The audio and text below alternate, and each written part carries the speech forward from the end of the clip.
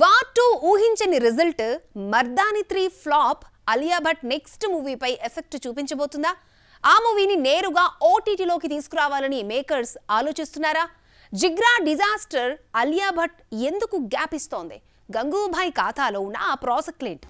Jigra flop తర్వాత అలియా భట్ నుంచి మరో సినిమా రాలేదు. చేతిలో క్రేజీ ప్రాజెక్ట్స్ ఉన్న షూటింగ్ దశలోనే ఉండడంతో తాను ఊహించని గ్యాప్ తీసేసుకుంది. Yash Raj films spy universe లో తెరకెక్కుతున్న ఆల్ఫా గత ఏడాదే రావాల్సి ఉంది.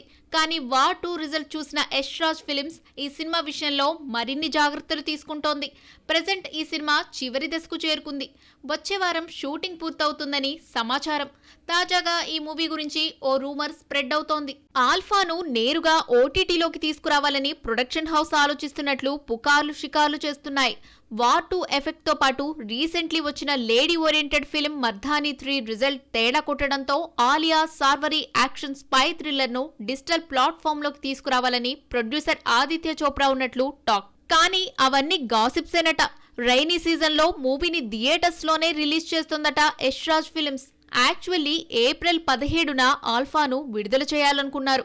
కానీ అదే డేట్ పై Salman battle of Galwan kerchief వేయడంతో క్లాష్ వద్దనుకొని వెనక్కు తగ్గినట్లు క్రిటిక్స్ చెప్తున్నమాట.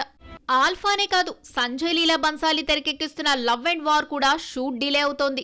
రణ్బీర్, విక్కీ కౌశల్, ఆలియా నటిస్తున్న ఈ మూవీ షూటింగ్ ఇంకా కంప్లీట్ కాలేదు.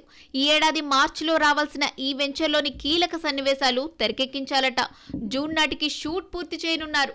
ఈ భారీ యాక్షన్ ఎంటర్టైనర్స్ కు బోలెడు టైం పట్టేస్తుండటంతో ఇవే జోనర్ బోర్ కొట్టిన Alia next simple family entertainer కు సిద్ధం చేస్తోంది.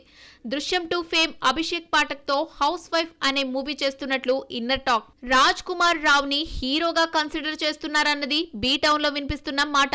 కంక్లూజన్ ఏంటంటే గంగూబాయ్ గ్యాప్ ఇవ్వలేదు, వచ్చిందంతే.